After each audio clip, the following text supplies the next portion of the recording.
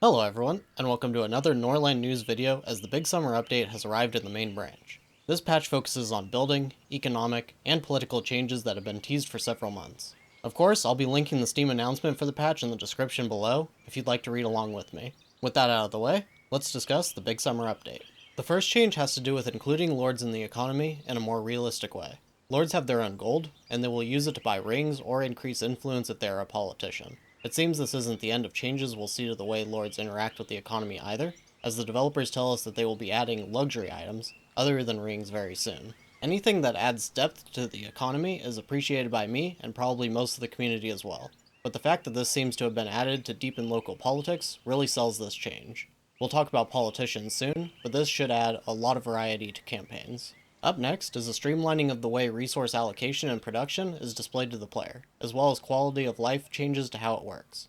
Instead of two cumbersome interfaces, they have been combined and look much cleaner.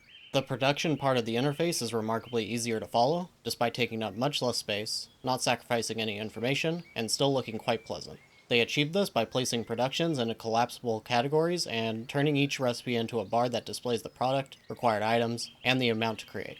These recipes only show up if you create them using the do until and do buttons at the top, saving even more space. As far as distributing resources to the residents, instead of paying wages in gold only, you can now distribute resources directly to peasants, prisoners, and warriors exactly how you want. Like the production recipes, these are essentially task-based, where you can distribute items every day or one time to each group.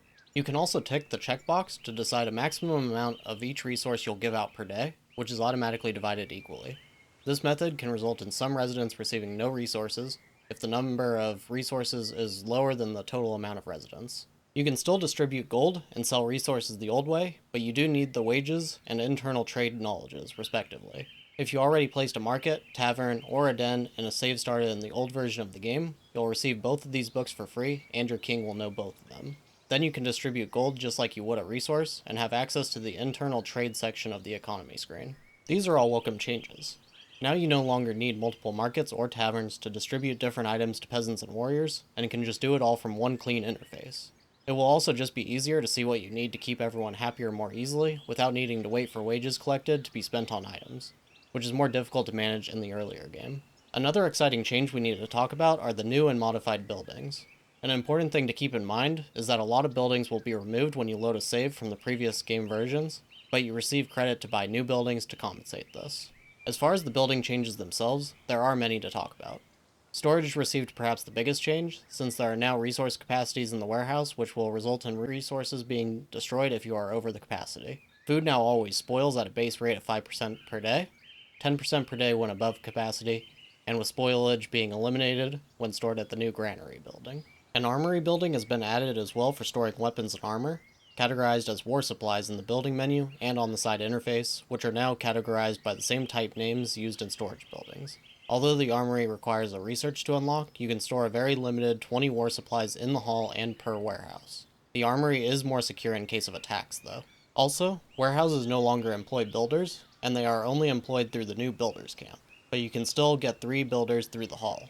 The universal storage still exists as well, meaning resources are still distributed across warehouses automatically. While these changes add a lot of complexity that may take some getting used to, especially for the more casual player base, the depth here is admirable, and clearly a lot of thought went into these changes. The only concern for me is all of these extra buildings require more land, which could lead to everything being spread out and severely limiting efficiency, but this is more of a challenge, so as long as it isn't preventing residents from producing, I think I'm fine with the trade-off. Another nice visual change was added, where you will now see a linked building indicator that appears as a curved line leading to its workers' homes, as well as the warehouse they will go to for resources. You will see that warehouse line when placing new production buildings as well, with an approximate walking distance to it.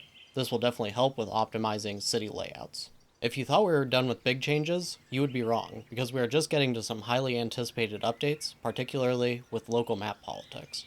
It is now possible for up to 2 low-loyalty lords in your city to become politicians. They can spend gold for influence amongst the other lords, warriors, bishop, or even neighboring kings.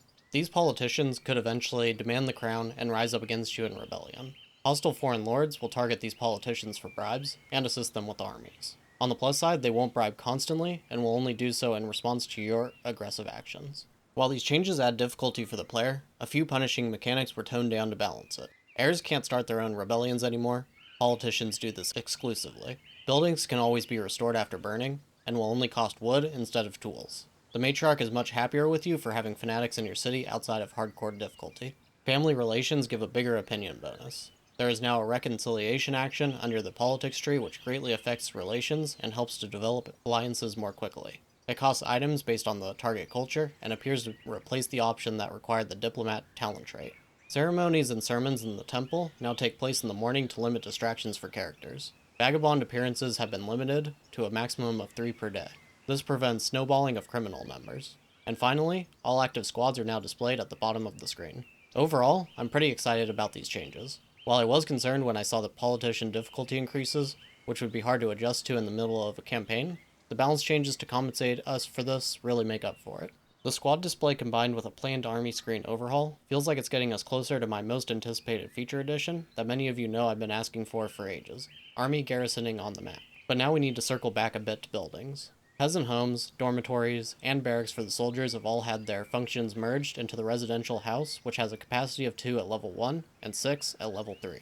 Level 4 and 5 increase the comfort and resident mood along with it. Warriors can be given priority in receiving housing. It also has a few variants. The vertical variant takes up a grid space of 3 by 5 squares for 15 total, the square one takes up 4 by 4 for 16 total, and the horizontal takes up 5 by 3 for 15 total. Personally, I'd prefer they remove the vertical and square ones and just make the horizontal one rotatable, as these variants do nothing different and are a bit redundant. That being said, each one looks amazing, so I can understand the developer wanting to keep them all to show off the designs. At the end of the day, the horizontal variant does everything we need, and if it could be rotated, I would never need to ask for another building to house my residents. My big complaint here, though, is another increase in overall space taken for much less function. Dormitories took up about the same amount of space before, but housed more, and I don't see why they are taken away from the art by making the utility feel like less. This is a bit puzzling to me, since if they wanted to make them all have lower capacity, simply tying the buildings to families would make a lot more sense. For instance, one house could house a married couple, and upgrading them could allow the family to have space for children or even siblings. Perhaps this is the plan for the future, since they still don't have spouses living together, but it just feels like this was the time to commit to that change instead of revisiting this yet again in the future. The next building to get a makeover is the hall. It now contains a glorious throne. It also has a kitchen and a bedroom, but the king can't sleep there yet, and both of these pale in comparison to having a true seat of power for the first time. Honestly, if this was the only thing this update contained, I would have walked away very happy. There's just something about the simple but elegant look of the throne that fits so nicely. The rest of the hall looks so good as well, and the artist who has been doing all of this work really deserves a lot of praise. It sticks to the established style the game's been going for, but simply builds and improves on it in every way. A housing expansion wouldn't be complete if the nobility didn't see their chambers upgraded as well. The expanded chambers with bigger beds, like the one in the hall, shows us the clear intent to have married characters living together in the short future, but this is not yet implemented. Still, the house is much roomier than the old one, and includes a true dining room as well. Comfort for all of the occupants of these buildings is dependent both on the building itself, as well as the buildings and neighbors. For instance, being near other housing or near social buildings such as the market will increase comfort, and being near industrial ones will decrease it. The market and tavern weren't left out at the art overhaul, as they now take up more space but mirror the plazas of the medieval period, which acted not only as places of trade, but also as places for social gathering. The map grid has also changed, and each tile has now been doubled in size. This should make it a little easier when counting distances using tiles, which I do pretty frequently. Also, closely placed buildings won't block residents, but it will slow them down. They'll tend to prefer wider areas. As a way to balance the lowered population density with the new building changes, the centers of most game maps were made more open with less rocky terrain to allow more room to build. Unfortunately, some maps still have a lot of space taken up by non-traversable large bodies of water, which I think is the bigger detriment to buildings, since the rocks can be built around at least. Another quality of life improvement is the ability to set a character to auto-learn knowledge when assigning them to study knowledge. It will have them study the next available knowledge after finishing the current one. Also, when zooming in, only the most central buildings in the view will have their roofs removed. As usual, there are some balancing changes that didn't warrant their own section, so let's quickly read through them. Migration thresholds due to high mood have been lowered, since housing gives residents another positive thought.